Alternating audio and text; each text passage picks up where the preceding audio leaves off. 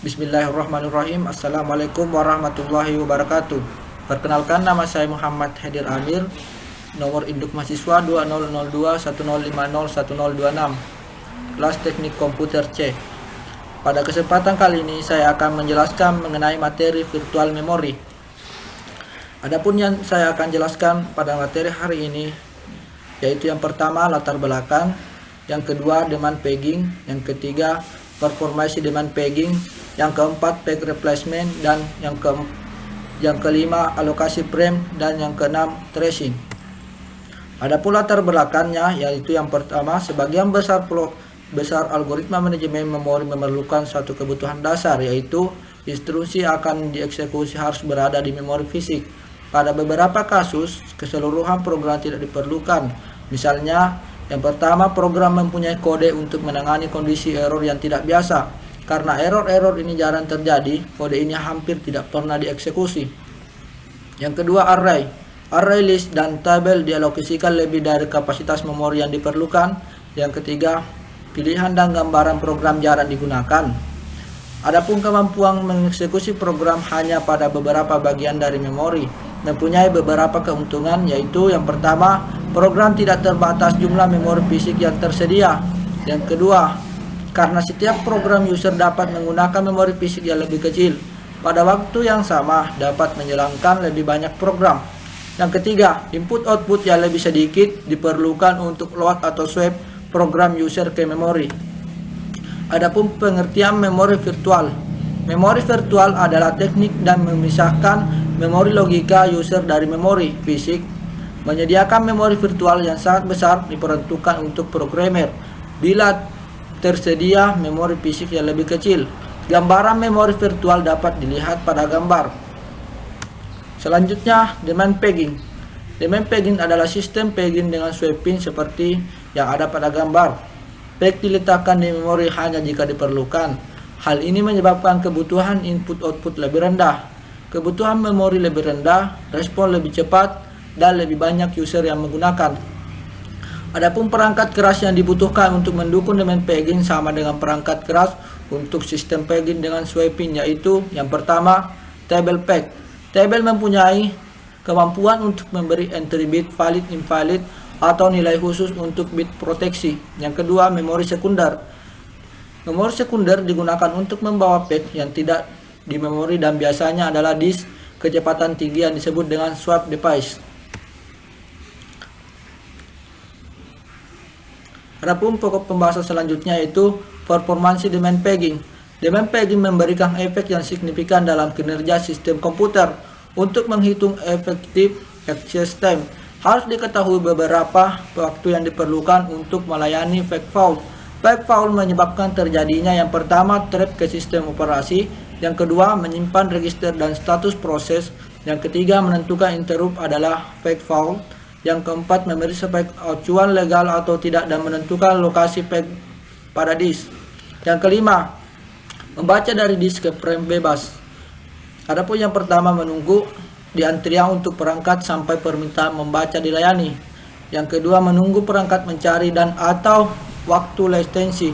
Yang ketiga, memulai transfer dari peg ke frame bebas. Yang keenam, sementara menunggu, alokasikan CPU untuk user lain. Yang ketujuh, interrupt dari disk atau melengkapi input-output. Yang kedelapan, menyimpan register dan status proses user lain. Yang kesembilan, menentukan interrupt dari disk. Yang kesepuluh, memperbaiki tabel peg dan tabel lain untuk menunjukkan peg yang dimaksud sudah di memori. Yang kesebelas, menunggu CPU dialokasikan untuk proses ini kembali. Yang ke-12, menyimpan kembali register, status proses dan tabel peg baru. Kemudian melanjutkan kembali instruksi yang diinterupsi. Peg replacement. Peg replacement diperlukan sistem untuk menemukan satu frame yang sedang tidak digunakan dan membebaskannya. Untuk membebaskan frame dengan cara menulis isinya untuk ruang swap dan mengubah tabel peg atau tabel lain yang menunjukkan peg tidak lagi di memori. Kebutuhan akan peg replacement dapat dilihat pada gambar di bawah. Algoritma peg replacement. Algoritma peg replacement secara umum diinginkan yang mempunyai rata-rata peg fault terendah Algoritma dievaluasi dengan menjalankan pada string tertentu dari memori reference dan menghitung jumlah peg fault. String yang mengacu ke memori disebut reference string atau string acuan. String acuan dibangkitkan secara random atau dengan menelusuri sistem dan menyimpan alamat dari memori acuan. Misalnya jika ditelusuri, proses tertentu disimpan alamat berikut, di mana 100 byte per peg direduksi ke string acuan sehingga diperoleh nilai 14161616161.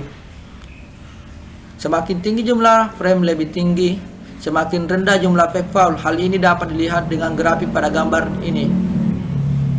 Nah, selanjutnya algoritma FIFO. Algoritma FIFO merupakan algoritma paling sederhana. Algoritma FIFO diasosiasikan dengan sebuah peg bila peg tersebut dibawa ke memori. Algoritma ini tidak perlu menyimpan waktu pada saat sebuah peg dibawa ke memori. Ilustrasi algoritma FIFO dapat dilihat pada gambar di bawah ini.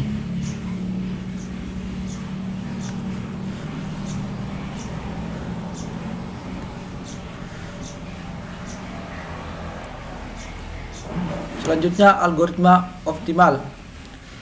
Algoritma optimal merupakan hasil penemuan dari Bleedi anomaly. Contoh grafik pada gambar, algoritma ini menjamin rata-rata peg fault terendah untuk jumlah frame tetapi sulit implementasinya. Materi selanjutnya yaitu algoritma Least Recently Used atau yang disingkat LRU. Algoritma LRU merupakan perpaduan dari algoritma FIFO dan optimal.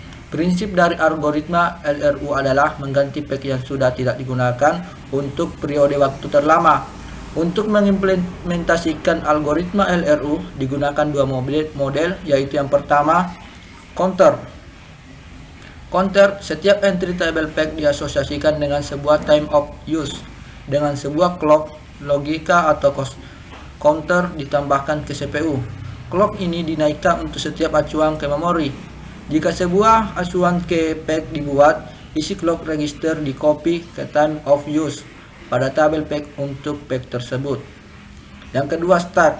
Stack dari nomor peg diatur. Jika sebuah peg digunakan acuan, maka peg dihapus dari stack dan meletakkan pada top stack.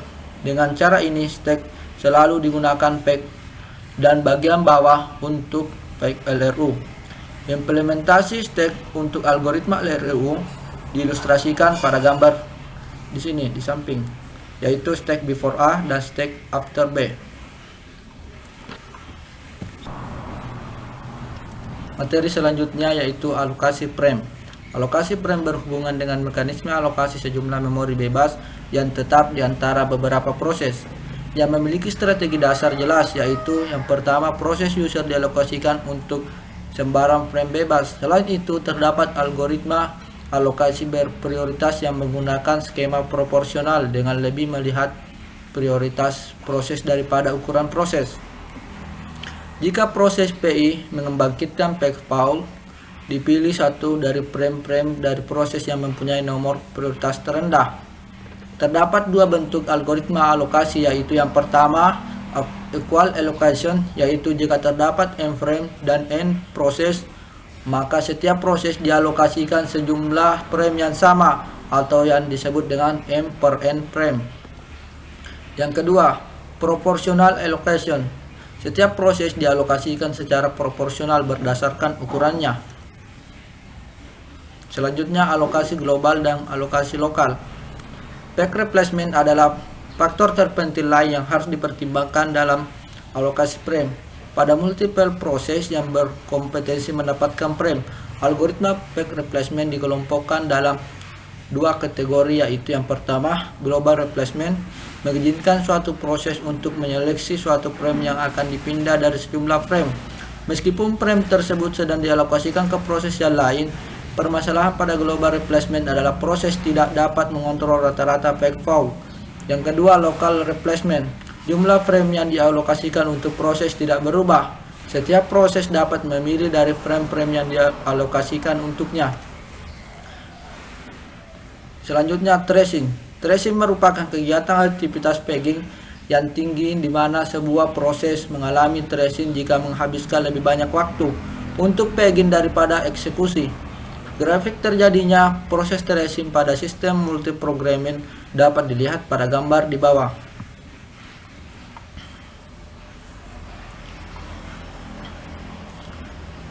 Itulah yang dapat saya jelaskan mengenai materi virtual memory. Lebih dan kurangnya mohon dimaafkan. Assalamualaikum warahmatullahi wabarakatuh.